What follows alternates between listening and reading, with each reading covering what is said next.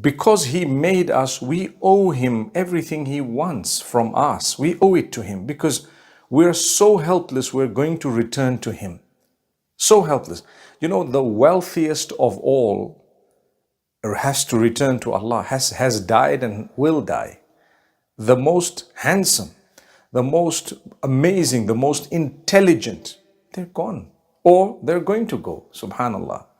Have you thought of how weak man is? You're going to live here on average 60 to 70 years, not more. The average has never been more than 60, 70 years globally.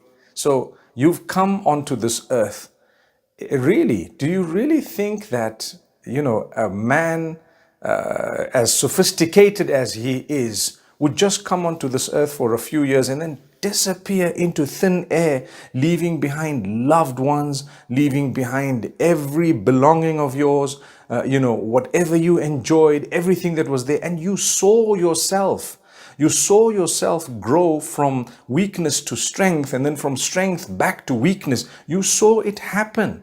Do you really think that that's it? That, I was here for nothing, just to enjoy, and that's it, do what you like? No, my brothers and sisters, we're believers. Someone made us, and guess what? We're going to return to the same someone. Subhanallah.